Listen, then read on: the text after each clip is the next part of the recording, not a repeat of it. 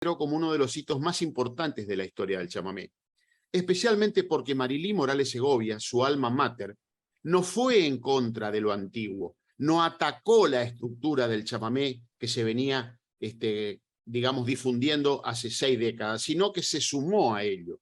Por eso, para mí es un hito, y bueno, hay un hecho que después vamos a volver al final, que tiene que ver con que hoy en día todas las canciones que surgieron de Canción Nueva están vigentes en los escenarios, las cantamos todo el tiempo, han dado vuelta al mundo y además permitió que el chamamé salga de las fronteras geográficas y también de las fronteras del género, porque obras como Pueblero de Ayaité, por ejemplo, fue grabada, en los 5 continentes.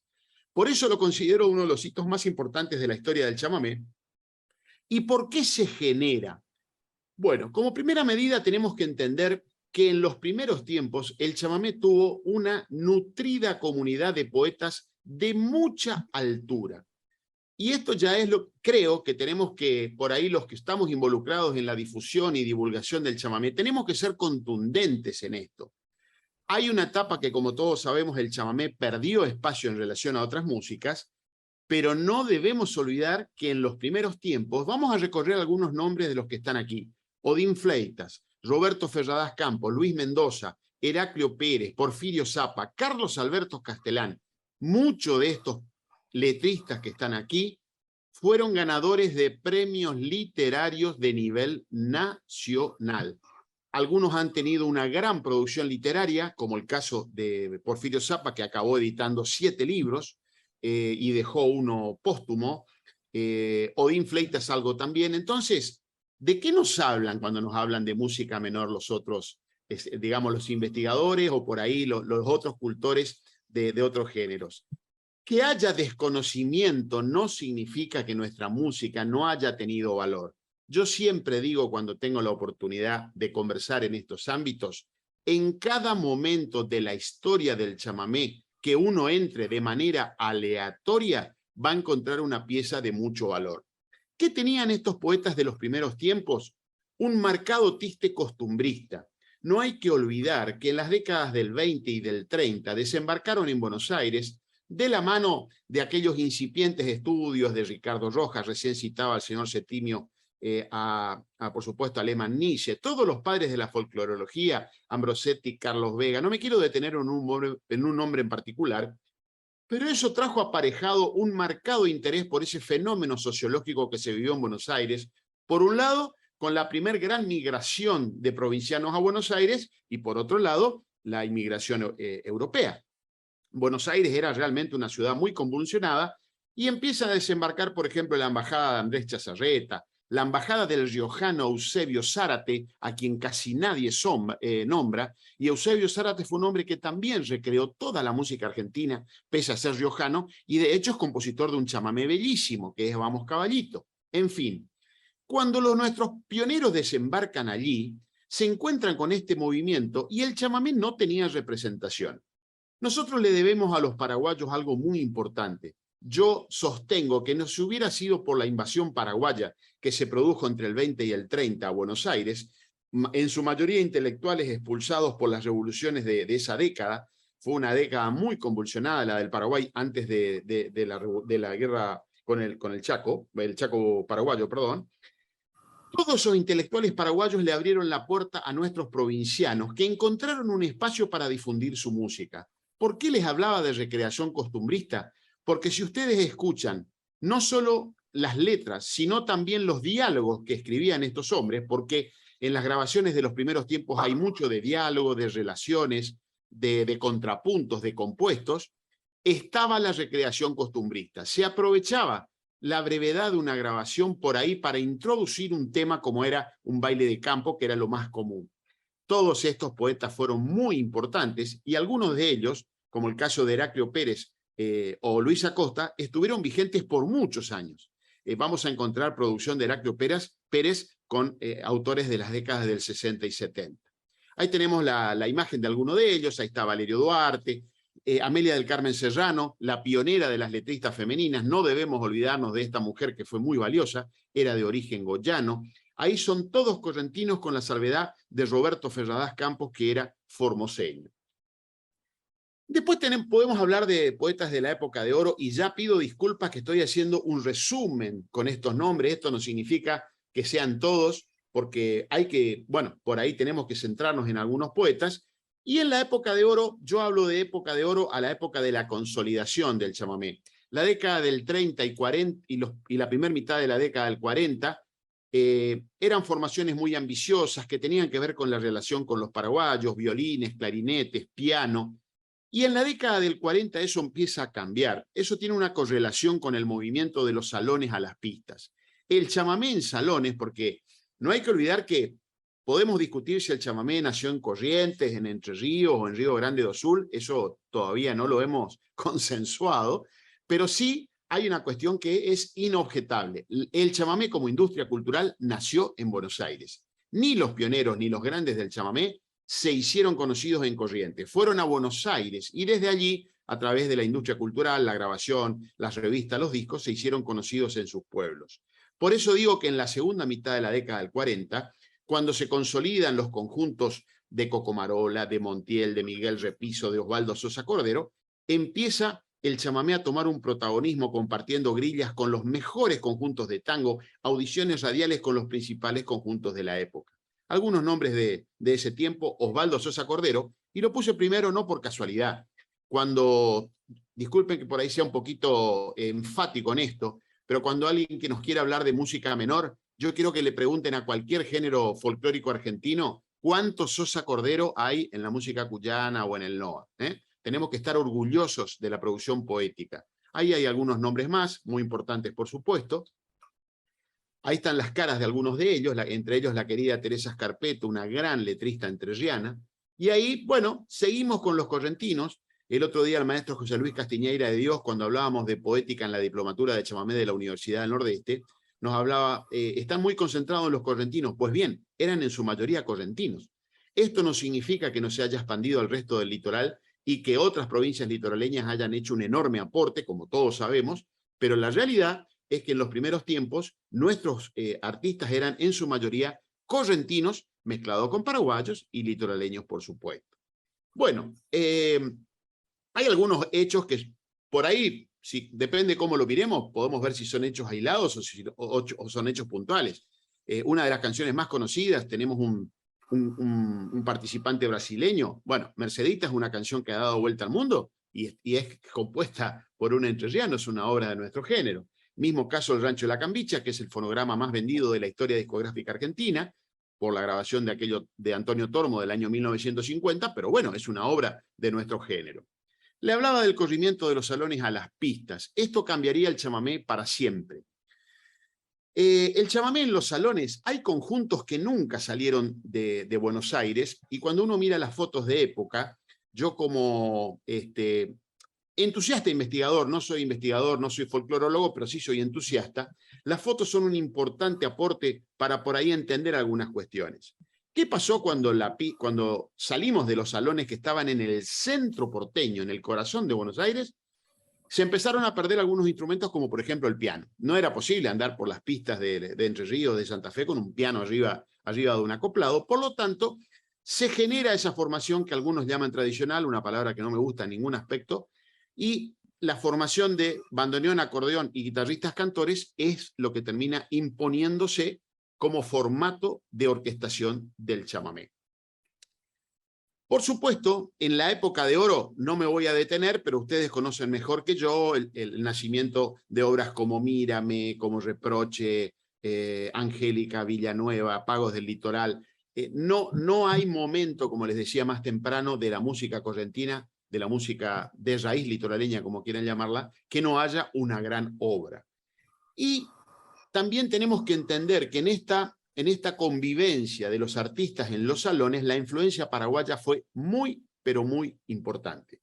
Hay un rótulo comercial que es el de la música guaraní. Cuando uno mira los afiches de la década del 30 y 40, uno va a ver, y esto, por ejemplo, a mi amigo Ovidio Taviano, un enorme gestor cultural paraguayo, no le gusta que yo use el rótulo de música guaraní, pero sí, en los afiches, ¿cómo definían un baile donde estaba Samuel Aguayo y Cocomarola? Baile guaraní.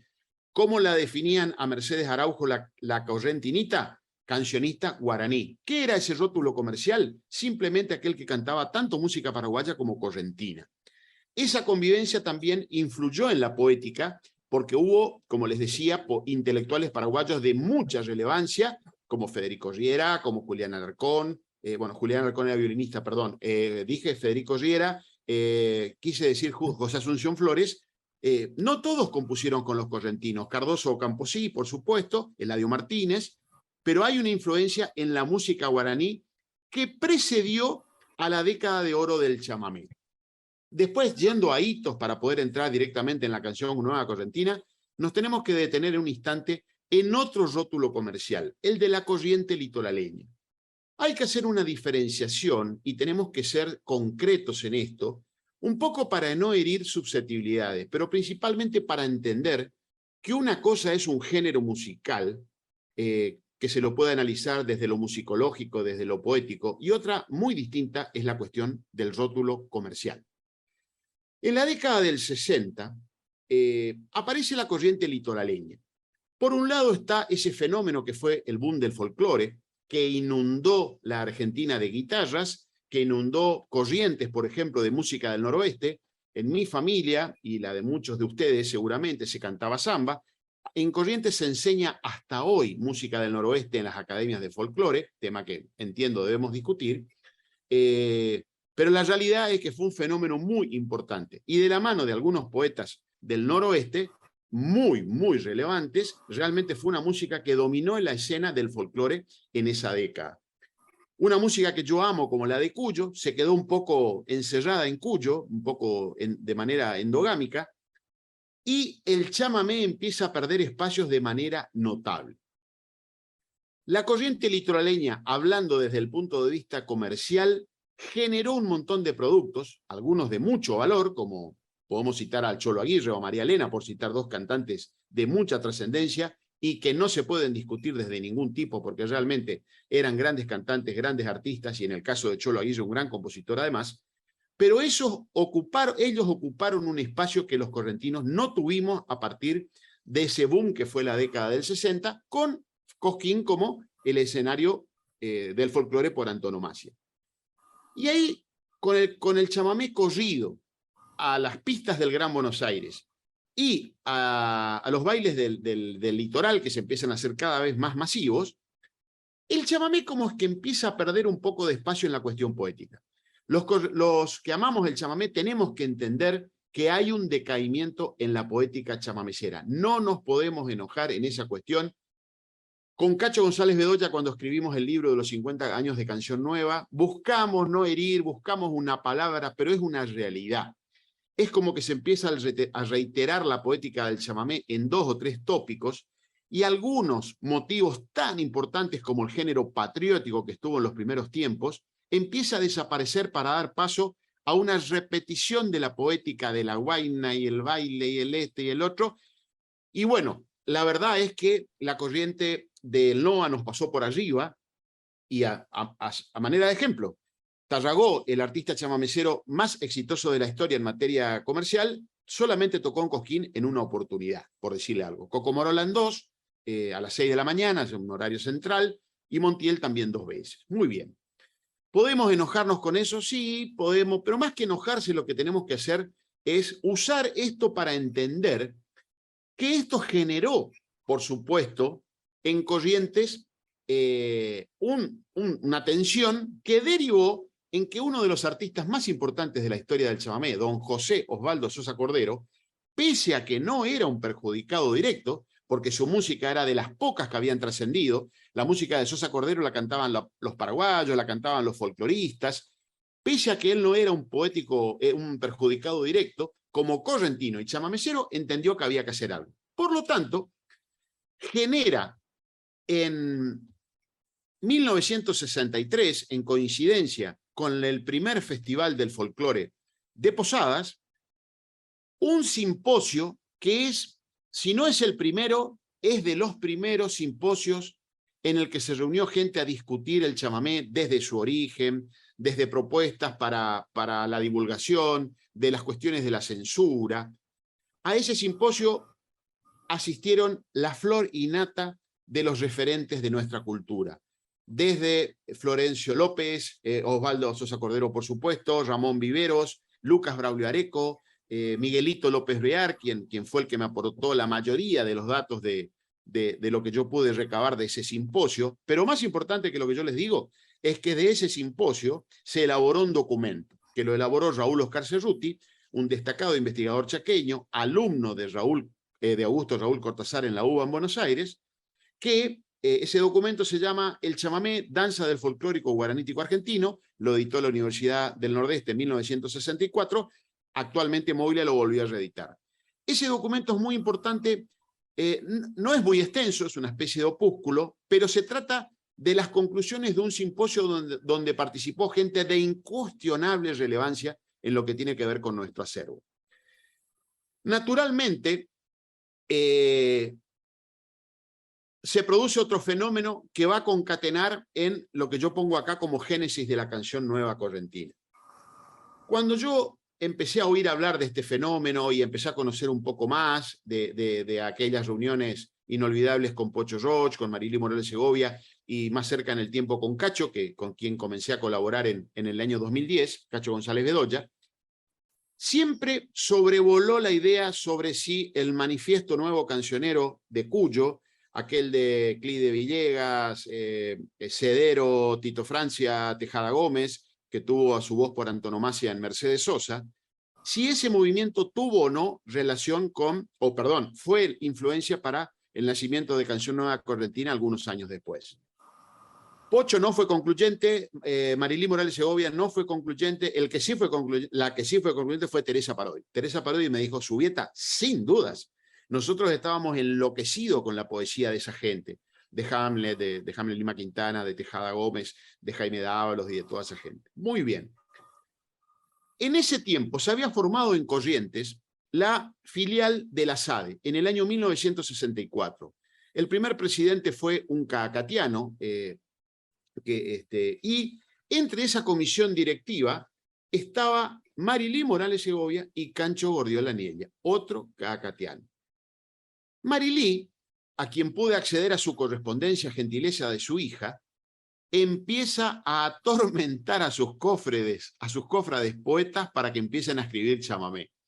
Y el que la conoció personalmente a Marilí sabe que esto es cierto. Marilí era una alborotadora profesional.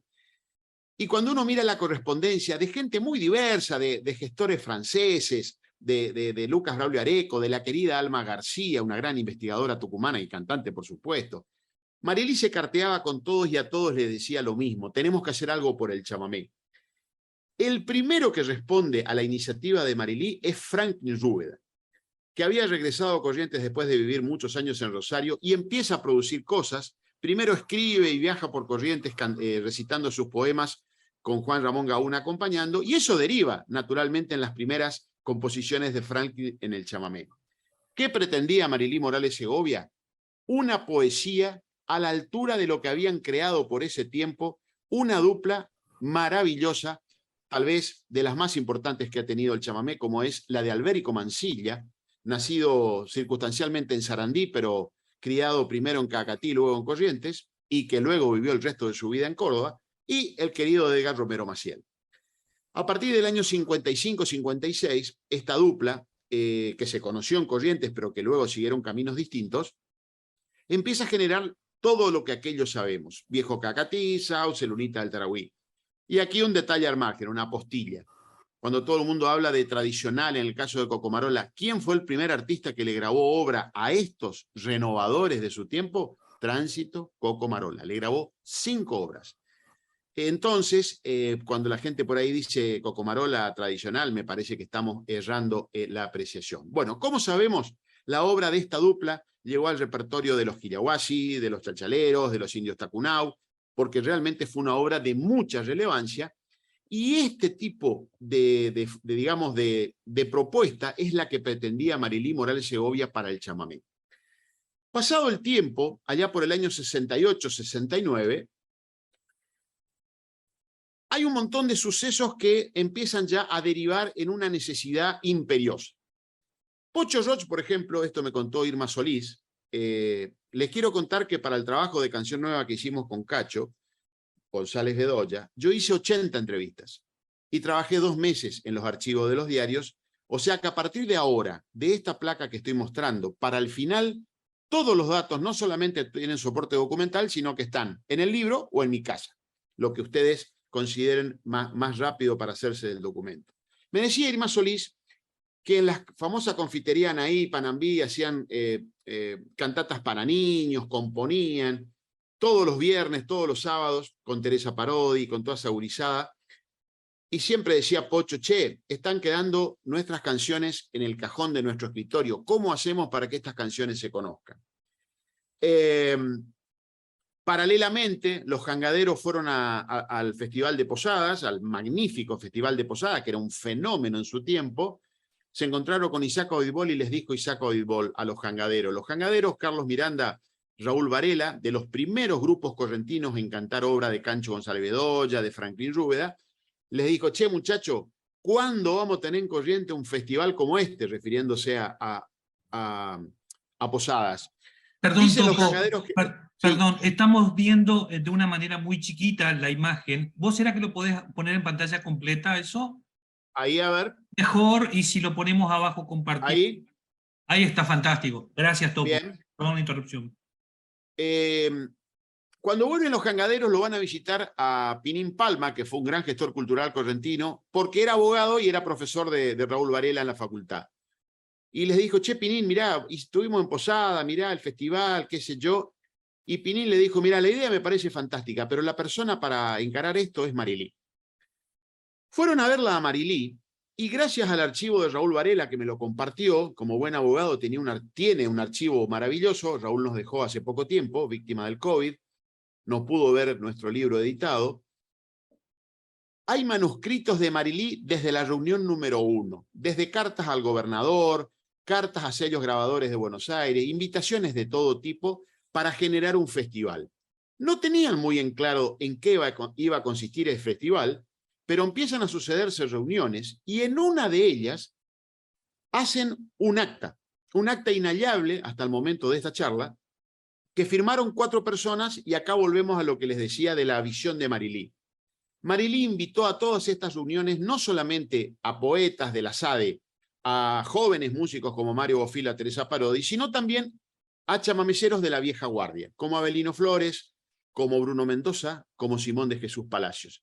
Y Simón de Jesús Palacios, como sabemos, una gloria del chamamé, representante de la corriente tradicional, es uno de los firmantes, uno de los 4 firmantes de ese acta, junto a Blas Benjamín de la Vega, en cuya casa se hizo la reunión, Pocho Roch y un militar que, parafraseando a Cervantes, de cuyo nombre nadie se acuerda. En noviembre de 1972 se realiza, y acá es muy importante la figura de Edgar Romero Maciel, no solo por su estatura cultural, sino porque además era el director de cultura de la provincia y ofreció el Teatro Vera para la realización del primer certamen de la canción nueva correntina. Y acá voy a hacer un pequeño paréntesis para comentarles de qué voy a hablar yo. El objetivo del libro y de esta charla tiene que ver con lo generado por el SIAC, que ustedes están viendo en ese afiche, compositores, intérpretes y autores de corrientes. Desde muchos años a esta parte hay una enorme confusión de qué fue Canción Nueva Correntina, porque luego de la radicación de Marilí en España se siguieron haciendo algunos festivales que se les llamaba genéricamente Canción Nueva Correntina, y no puedo decir que no lo son, porque uno puede llamar a su festival como quieran, pero lo concreto es que acá hay una asociación civil creada específicamente para generar este festival. Y esta comisión, esta asociación civil, realizó 4 ediciones, la del 72, la del 75, la del 77 y la del 78, que por supuesto se hicieron unos meses antes. La del 78 se hizo en noviembre del 77, la del 77 en diciembre del 76 y así sucesivamente. Quiero aclarar esto, ¿por qué? Porque alguna gente puede decir, bueno, pero vos te estás olvidando del certamen del 93 cuando concursó Teresa Parodi con Cielo de Mantilla y perdió. Efectivamente, yo lo cito en el libro, pero nuestro libro no está apuntado a eso, porque ya son hechos aislados que se sucedieron, como hoy actualmente la Fundación Memoria del Chamamé tiene en este momento un certamen de canciones que está todavía en plazo de participar. Nosotros nos concentramos en estos 4, ¿por qué? Porque, como vamos a ver, se produjo una explosión autoral de tal relevancia que cambió la música para siempre, la música correntina. ¿Desde qué punto de vista la cambió? Vamos a hablar de lo poético, por ejemplo. Desde lo poético se empezaron a introducir algunas cuestiones que no estuvieron presentes, salvo algún hecho muy puntual, en el chamamé. Por ejemplo, la cuestión social. Ustedes saben que el movimiento nuevo cancionero cuyano nace justamente por una década de mucha explosión en lo que tiene que ver no solamente en la Argentina, sino con Latinoamérica y por supuesto en Europa también, el Mayo francés y todo eso que conocemos. Y en Corrientes, por supuesto, aunque llega un poco más tarde, también nosotros tuvimos nuestras cuestiones en las cuales sobre todo los jóvenes participaron mucho en esas discusiones que estaban en boga en ese momento. Un ejemplo rápido.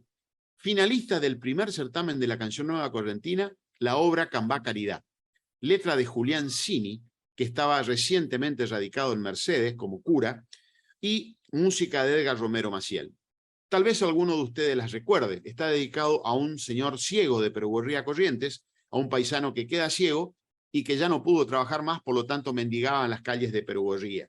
Angá, Cambá, Caridad, Cantaca Tuca, que el destino de ser pobre y correntino, que alguno te escuchará. Por supuesto, es una canción de reclamo, como luego continuaría Julián Cini, que le trajo muchos problemas, por supuesto, en ese momento a Julián, pero fue una de las primeras canciones que uno observa que hay realmente una propuesta de poner la cuestión social en tensión. Hasta ese momento en el chamamé no estaba presente. Entonces, desde ese punto de vista, la poética cambia. Pero también cambia porque hay un aporte de poetas de muchísima estatura intelectual. ¿Y en qué otros aspectos cambia? Cambia también en lo orquestal. Todos sabemos que Pocho Roch entró a esta corriente con la misma orquesta con la que amenizaba bailes de música popular, de música beat, perdón. Con esa misma orquesta electrónica entró a Canción Nueva. Entonces, todos saben la revolución que generó, ustedes saben lo que pensaban los artistas de la vieja guardia de los instrumentos electrónicos de Pocho Roch, pero indudablemente fue una revolución. Ya tenemos la cuestión poética, ya tenemos la cuestión orquestal y un par de aspectos importantes. El chamamé, como hoy dije, es de origen, digamos, rural, subrural, de la periferia de los pueblos, y se generó como industria en Buenos Aires. Este fenómeno ocurrió en Corrientes, más allá de que la mayoría de sus fundadores sean de origen provinciano, como Mario Bofill, como Pocho Roch, ¿no es cierto? La realidad es que se generó en la ciudad de Corrientes. ¿Y qué correlato tuvo esto con esta juventud que entró de manera directa, por ejemplo, en ámbitos universitarios? Como vamos a ver en adelante, hay mucha gente de las universidades, de los coros, de los ensambles que había por ese tiempo, participando en Canción Nueva. Esta foto es de los meses previos al primer certamen. Acá vemos algunos cultores. A la izquierda, León Antonio Sánchez, el primer ganador de Canción Nueva, con su obra Andanzas de un Pomberito, que la defendió Teresa Parodi. Al lado, Roberto Jiménez Blanco, Martincito Rodríguez, muy joven, Pocho Roch, Cacho González Bedoya, Iturriaga, guitarrista de Pocho, y, como les decía, tipeando lo que estaban conversando, que en el epígrafe dice, creo que esto tiene que ver con la presentación de Pocho en el Teatro Vera de su disco Palabras a Itatí. Me parece que esa es la reunión. Lo concreto es que todo el mundo habla, se ríe y Marilí tipea. Marilí era incansable.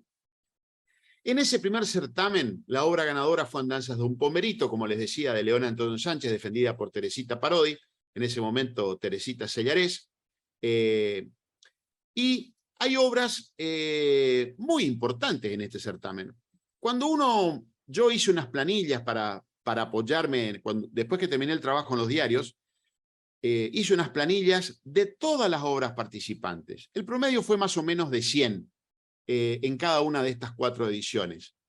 ¿Qué canción no ganó? Hablemos de canciones que no ganaron. No ganó Palabras a Itatí, por ejemplo. Palabras a Itatí, que posiblemente sea la obra que a mí más me gusta de Pocho Roch, no ganó, ni le interesó al jurado de este tiempo.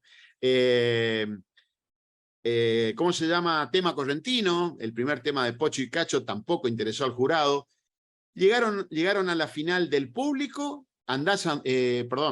Cambá Caridad, que perdió, y ganó Canto Cacatí de Cancho Gordiolanilla y Benito Varela. Y la ganadora de León Antonio Sánchez, Andanzas de Upomberito, que es una obra que nadie conoce por una particularidad. El objetivo principal de todos los participantes no eran los premios económicos, no era la consagración, sino era grabar. Todos los presentes aquí saben lo difícil que era acceder a la industria discográfica. No había como hoy posibilidades ni siquiera en el ámbito regional. El primer estudio aquí en Corrientes se fundó, Raúl Díaz lo fundó a finales de los 80. Entonces, la posibilidad de grabar era lo que más atraía a los participantes. Y en este caso, las gestiones fueron con Music Hall y fracasaron. Por lo tanto, esta obra, el otro día le pregunté a Teresa Parodi si ella la recordaba, porque nadie recuerda esta obra. Muy bien. Pero fíjese lo importante de las obras que les estoy contando. Se presentó también La Bandera del Estero, por ejemplo, otra obra maravillosa, que por suerte, después de la mano de Pocho, de Antonio Tarragorros, llegaron al disco y como sabemos, hoy son clásicos del chamamé. La segunda edición fue la de 1974, que se llamó Canción Nueva 75. Acá hay una cuestión muy importante desde el punto de vista sociológico. Aquí ya estamos con el gobierno de Julio Romero, que era peronista, y su esposa, la señora Emma Tacta, era la ministra de Bienestar Social. Entonces, fíjese que, además de los jurados, que eran muy prestigiosos, después vamos a hablar de los jurados, fíjese el afiche de Canción Nueva 75. El jurado y el pueblo elegirán los temas ganadores. Empezamos a tener participación del pueblo. Y el jurado y el pueblo eligieron nada más que nada menos que a Pueblero de Ayaité. Posiblemente sea una elección indiscutible, realmente una obra que no tiene fallas del querido Pocho Roch.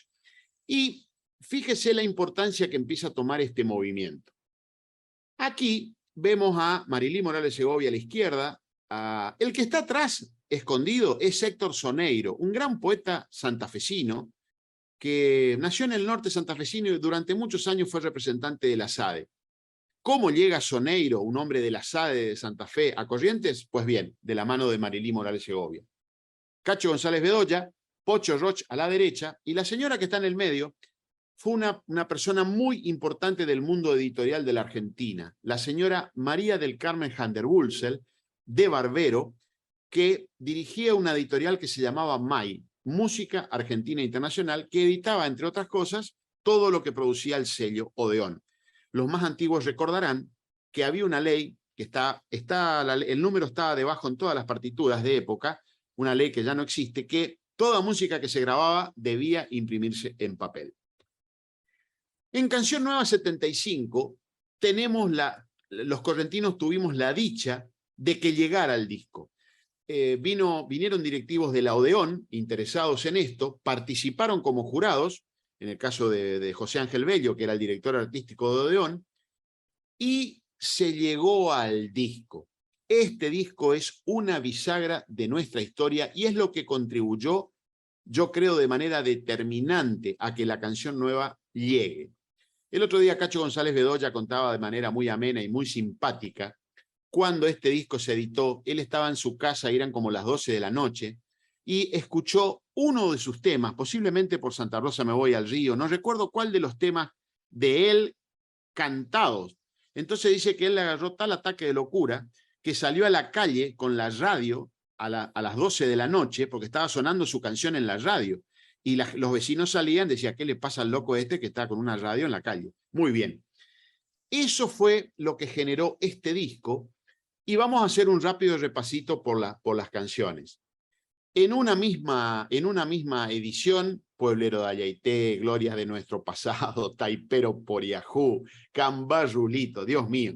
La ganadora fue Pueblero de Ayaité y la elegida del público, Para cuando ya no pueda verte, una conmovedora canción de Benjamín de la Vega a su esposa, naturalmente, porque estaba quedando ciego.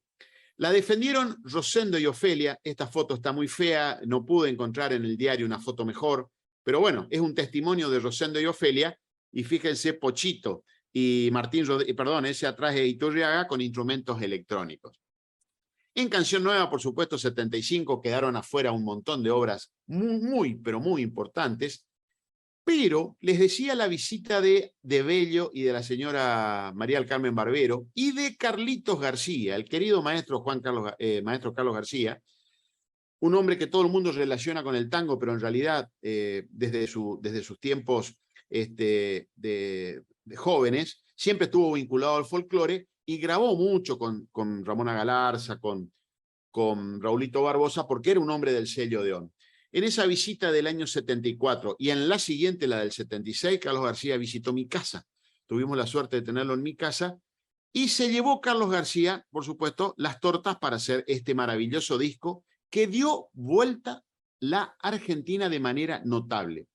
Hay un fenómeno que el que tiene por ahí el gusto de revisar catálogos, a partir de la edición de este disco, todos los conjuntos folclóricos de ese tiempo, les puedo hablar de los andariegos, les puedo hablar de Mercedes Sosa, les puedo hablar de gente de ese tiempo, los cantores de Anta, llegaron a la música correntina. En el año 76 hubo un bache allí, bueno, ustedes saben lo convulsionado que fue el 75-76 para la Argentina, como es convulsionado el presente en nuestro bendito país. El tercer certamen se tuvo que mudar al Cine Corrientes por una cuestión que no vale la pena destacar, y también produjo disco. Esto es muy importante destacarlo, porque como vamos a ver en el final del último certamen, al no tener disco, es como que las canciones pasan desapercibidas. En el 77 hay realmente mucha participación, y también acá tenemos un ejemplo importante. Miren la carátula del álbum de partituras, editada por la editorial May de Carmen Barbero, perdón. Eso es una obra de Luis Niella. Marilí generaba tantas cosas que acercó a artistas plásticos. Juan Carlos Soto, Llarens, Niella, fueron gente que participaron de todo esto, y fíjense qué maravilla este afiche, que es el mismo dibujo que ilustra el long play del Odeón del año 77. Hablábamos de los jurados. Para por ahí los que no están muy metidos en la música, el que está a la derecha, sentado al lado de María del Carmen Barbero, es nada más y nada menos que Hugo Casas, uno de los productores más importantes de la historia del folclore argentino, riojano de nacimiento, quien también fue muy gentil y me concedió una entrevista de 1 hora para este trabajo. Al lado de María del Carmen, este es el querido Negrín Andrade, y este es otro de mis entrevistados, el que está a la izquierda, el querido Gordo Pena, era su sobrenombre, un hombre de San Antonio de Areco, que trabajó toda la vida en CBS. En la edición 76 ya tenemos una editorialista y directivos de 2 sellos diferentes. Y el último, bueno, perdón, las canciones de este certamen, Canto a Pairirí, Nati Campanero. Bueno, hay que entender también que es una época en que Pocho Roch y Cacho González Bedoya volcaron en este certamen el grueso de su obra, La gente de mi pueblo, una obra integral que habían compuesto algunos años antes y que vieron la luz en este certamen. Y aquí se produjo un hecho. Ustedes saben que los certámenes de canciones siempre son por ahí ingratos. En este certamen se produjo la descalificación de María Abá. Hoy en día María Abá, junto con Pueblero Ayaité, posiblemente sean las canciones más distintivas del movimiento de la canción nueva correntina. ¿Y qué decir de a dónde ha llegado María Abá, no es cierto? Muy bien. Pues bien, por una cuestión muy simpática que me la contó Pocho Roch, Antonio no pudo venir a defender su canción y se la dio a su compadre, a Pocho Roch. Pocho Roch, como sabemos, no era un cantante muy, digamos, muy entrenado. Y bueno, no le fue bien en la tartamudeó, le dieron una segunda oportunidad, se puso más nervioso, tartamudeó y lo descalificaron, ¿no? Qué maravilla. Me imagino lo contento que habrá estado Antonio Tarragorros con la descalificación. Y llegamos al último certamen de 1978, último según el concepto que les dije hoy de lo organizado por el SIAC. Y aquí tenemos ya, por ejemplo, fíjese el movimiento que generó. Esta foto que ustedes ven es Teresa Parodi con sus alumnos. Participó mucha juventud, en este caso eran alumnos de su academia particular. Teresa Parodi muchos años fue docente de música particular. Y acá hay gente como Mónica Lena, que es esta chica alta que está acá a la derecha, que tenía 16 años en este momento, y están en un escenario. Ahí tenemos a Irma Solís, que participó en todos los certámenes, el querido Raúl Díaz, Marilí Morales Segovia, Rodolfo Reguna, porque Rodolfo arrasó con ese último certamen. Presentaron 6 canciones, ganó con Casa Natal, ganó como vocalista y ganaron como mejor conjunto instrumental. Bueno, hasta aquí un rápido repaso de estos 4 certámenes que fundamentan el trabajo que hemos hecho con Cacho González Bedoya. Perdón, les hablaba de las canciones, Tema Correntino, Palabras a Itatí, Pueblero de Ayaité, en fin.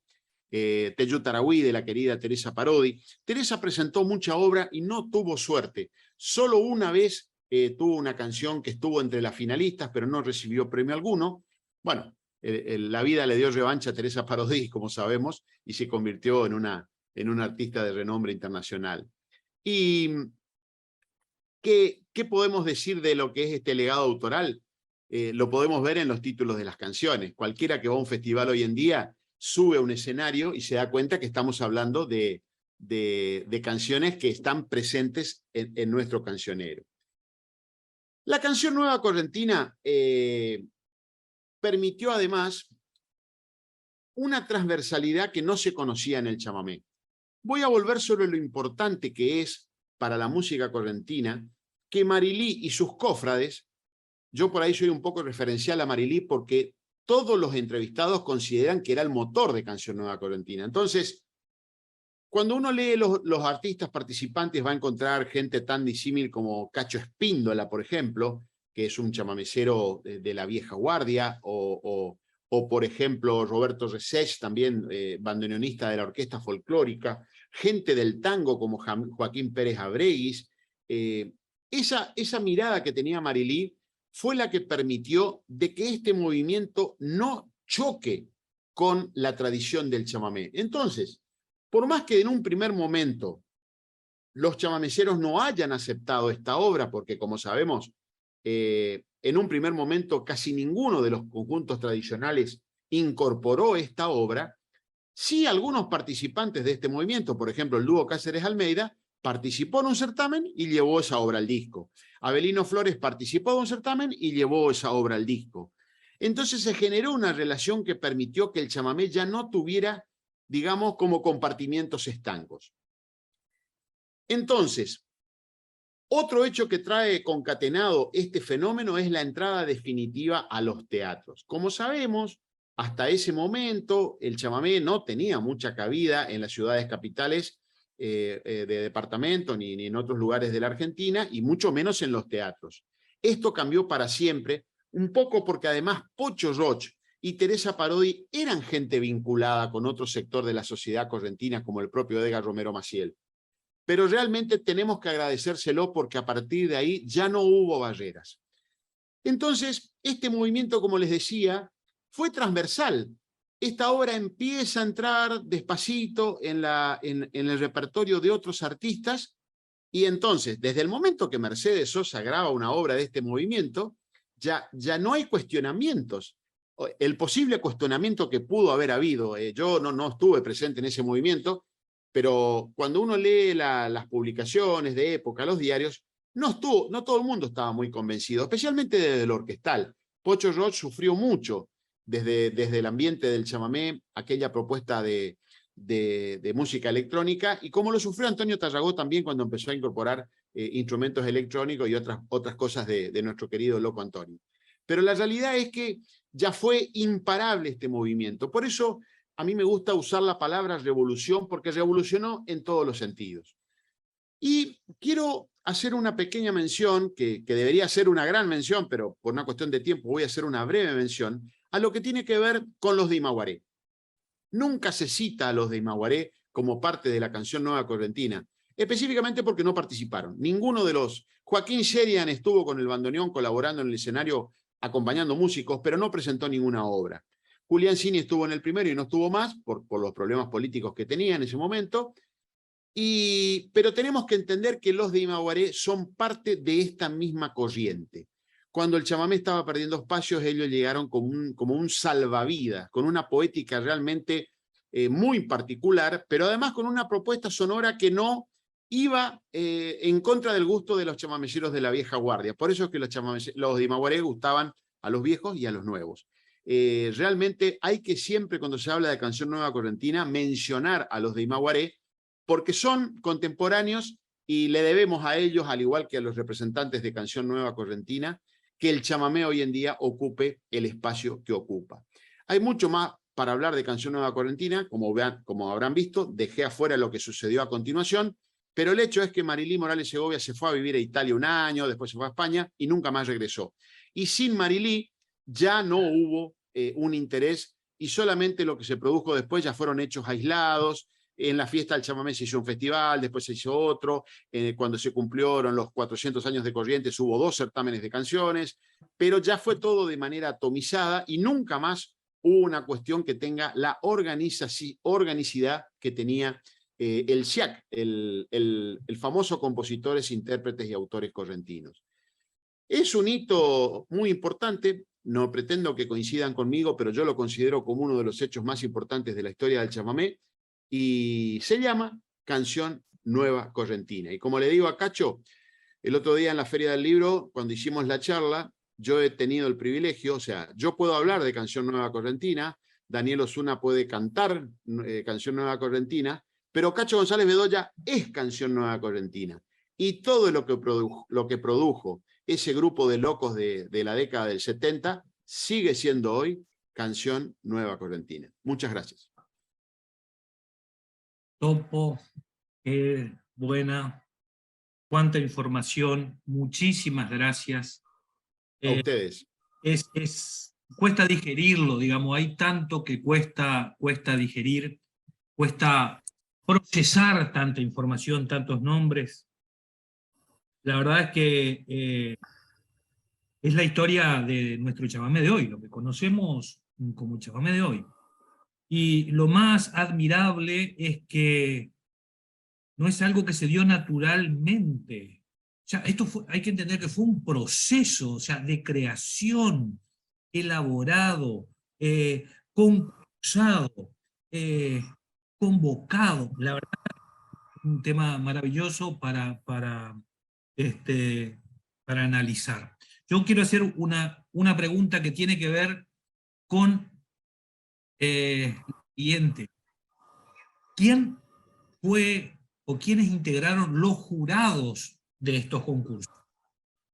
Marilí fue muy cuidadosa, no solamente en la cuestión del jurado poético y el jurado de la música, sino también en lo que tenía que ver con la cuestión de los reglamentos.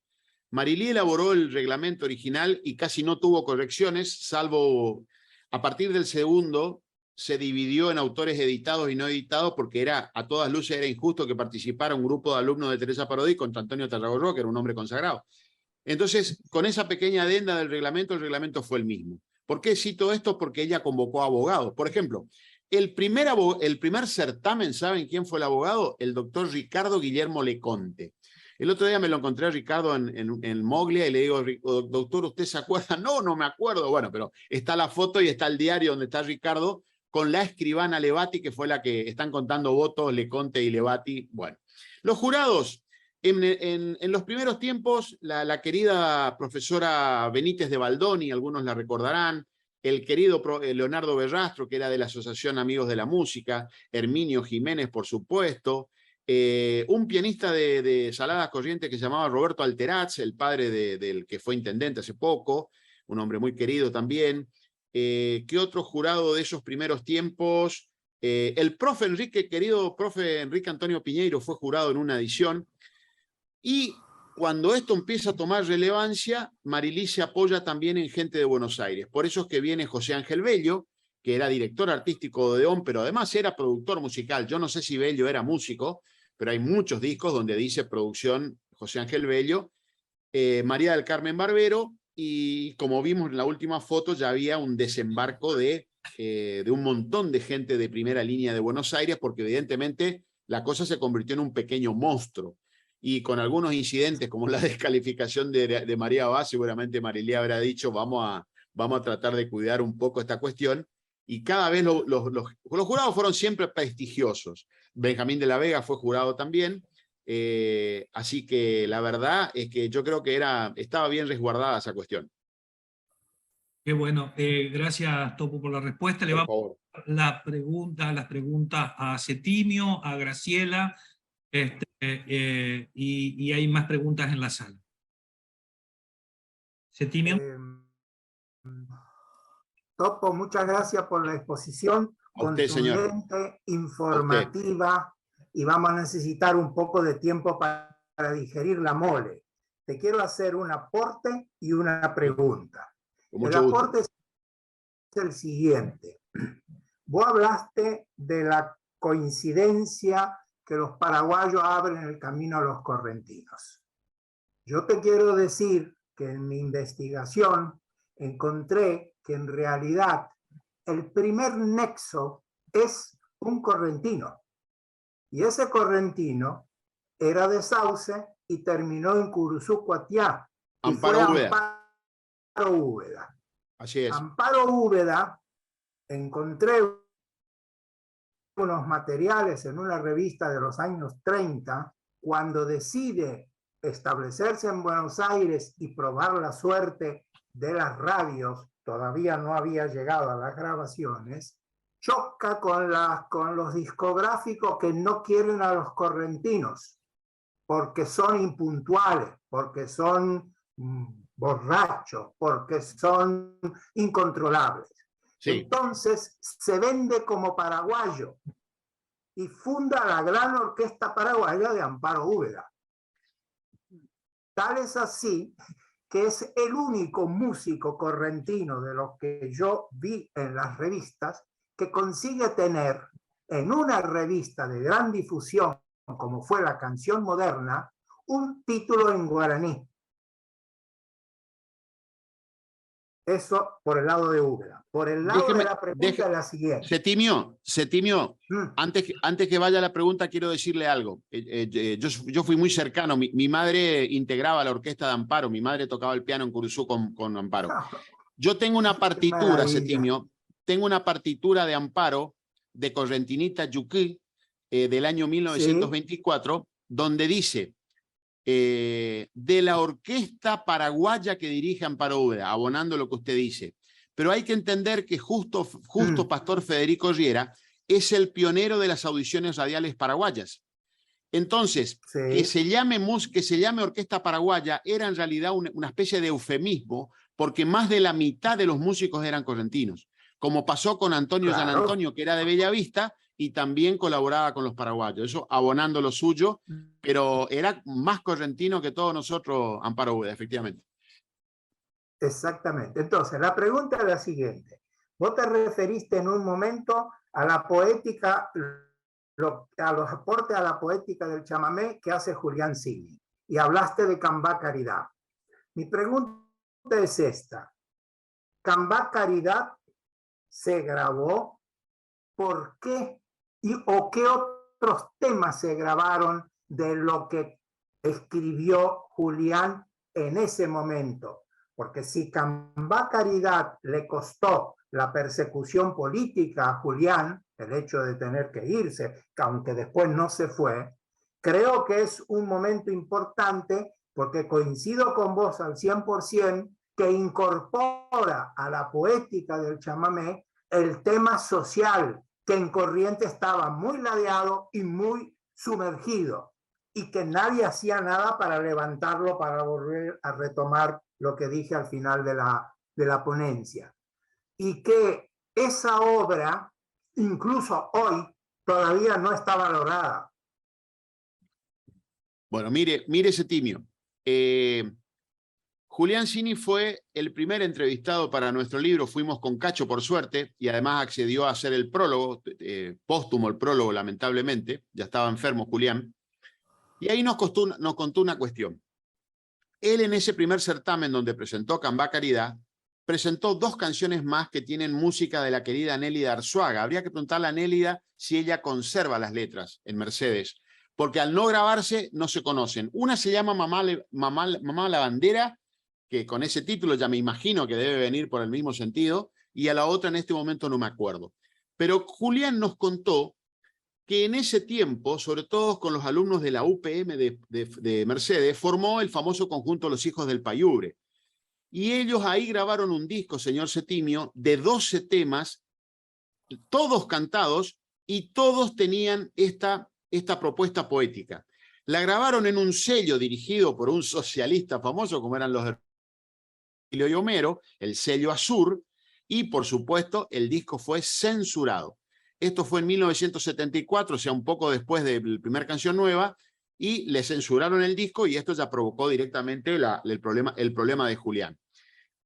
Hay que rescatar esas canciones y para alegría, para suerte de todos nosotros, Julio Cáceres se las acuerda de memoria, o sea que hay que ir rápidamente a lo de Julio antes que se las olvide.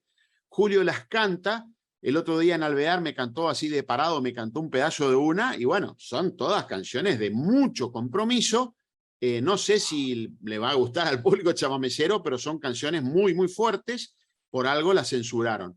Y como sabemos, después, poco tiempo después, ese conjunto dio nacimiento a los de Imaguaré, y ahí lo que llega al disco, por supuesto, siempre hay algún barniz ahí dando vuelta de lo social, pero más que nada llega la otra faceta de Julián, que es la del paisano, la del amor y todo eso. Pero efectivamente Septimio era un conjunto de canciones que compuso Julián, que lamentablemente se perdieron en aquel disco censurado, que yo no creo que hayan, todo el mundo dice que lo destruyeron. Hay que hablar con la hija de Virgilio que tiene los archivos del padre. Yo creo que ese material debe existir.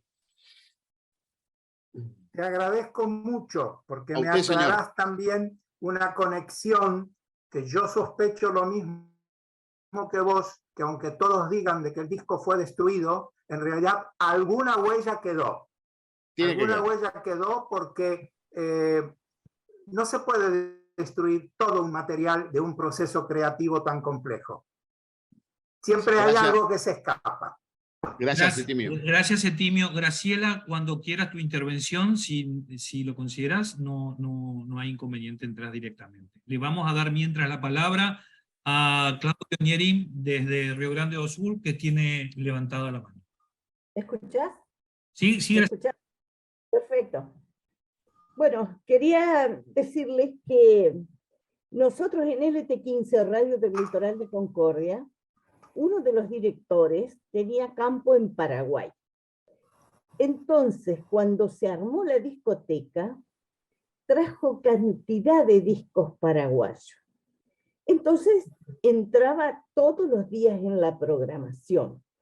Cuando empezó toda la beta de la política, que se prohibió todo, que a mí me llamaban al regimiento a decirme que hasta Gracias a la Vida no se podía poner porque era zurda, empezamos a absorber casi desesperadamente la música, la nueva música correntina.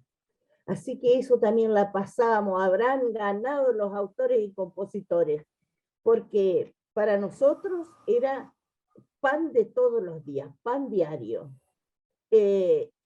Entonces dejamos un poco la otra parte que era de protesta, suponte el Quinteto Tiempo o los Trovadores, todo eso, y le dimos mucho a la música del litoral. Eso nomás quería decir, de que amamos la música, la nueva trova correntina. Así Muchas gracias. Gracias. Muchas gracias. Bueno, Claudio está por ahí. Claudio Ñerín nos escucha. ¿Puede... Sí, estamos atentos direto de Porto Alegre, Brasil. A pergunta que eu tenho não é... primeiro quero dizer que eu compartilho com a posição desse conferencista sobre a nova música correntina, enfim, e compartilho porque nós temos muita coisa de gaucho que chegou hasta el Rio Grande do Sul. No fue por los payadores que de contrabando, no. Fue por Radio Belgrano, Radio Nacional General Madariaga y la gran industria discográfica pionera de Argentina. La radio por la noche entraban acá y en territorio brasileiro. Y solamente en 1957 fue creada una radio acá en el sur. Hasta este momento nosotros éramos argentinos. escuchavam Rádio Belgrano, Rádio Nacional e tudo. Tá? Então, para mim, que todo se criou neste siglo passado, muita coisa se criou neste siglo passado. Tá? E agora vem a pergunta: ¿usted cree que se puede hacer un afro-chamamé? Yo pesquisé Viviane Pozzobon, na Argentina, que creó actualmente el afro-chamamé, una composición llamada Santitos, Puebleros, y estaría incluida en esta actual música correntina. Responde si quisiera. No quiero dejar contra pared. Mire, Claudio, yo no soy un especialista, pero lo afro atraviesa casi todos los géneros populares de nuestra región. Y en particular con el chamamé, hay un trabajo muy interesante, se lo recomiendo a todo el que quiera interesarse en esto, de Cacho Núñez. Cacho Núñez es guitarrista y es docente de música. Él tiene un trabajo donde está toda la guía para entender la influencia desde lo musicológico, desde lo rítmico, de lo afro en Corrientes. Yo lo escuché exponer una vez, es una maravilla y yo sé que tiene armado el documento. Por supuesto, querido Claudio, que lo afro tiene que ver, está presente especialmente en algunos ritmos como el regido doble, el sobrepaso, que como bien decías tú, no era una región separada. Mi padre nació en el norte de Entre Ríos y había brasileños yendo y viniendo todo el tiempo porque el río Uruguay se cruzaba caminando, sobre todo en el Salto, y hay mucha influencia afro. Y después está la cuestión de la influencia de los soldados de los brasileños de la guerra de la Triple Alianza, que fueron estudiados por Marilí Morales Segovia de manera muy, pero muy cuidada. Esa es una influencia que hay que estudiarla separada.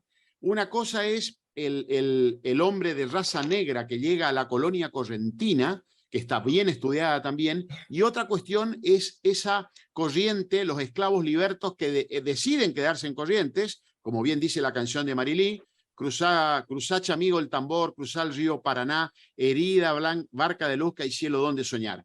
Esos se quedan aquí en Corrientes porque ¿cuál era la alternativa, Claudio, de esos soldados del ejército brasileño de la Triple Alianza? Volver a Brasil a seguir siendo esclavo, pelear y morir por una bandera que no era la de ellos, la verdad que no era una alternativa interesante. Entonces, esa gente que quedó en Corrientes, concentrada en el barrio Cambacuá, es un fenómeno que influyó mucho en la música correntina, pero tiene que ver también con un fenómeno muy puntual. Yo no soy un especialista, pero los invito a hablar con Cacho Núñez, que es esclarecedor el trabajo que él ha hecho sobre este tema de lo afro. Gracias, Claudio. Topo muchos comentarios, felicitaciones y agradecimientos que nos llegan a través de las redes. Volvemos a repetir, al final de la jornada va a haber una forma de trasladar las preguntas o la participación a los expositores, si están, y si no se las haremos llegar y vemos si las respondemos a través de las redes. Gracias por tu participación, gracias a Dios que este material queda grabado en los canales de YouTube de la Fundación y en la página de Facebook, para que la gente lo pueda volver a ver, escuchar y digerir, procesar tanta información. Así que nuevamente, agradecimiento. Topo. Gracias a todos los presentes y les aseguro que la exposición que viene va a ser mucho más entretenida porque tiene guitarra. Así que felicitaciones y le mando a todos un abrazo. Gracias, Topo.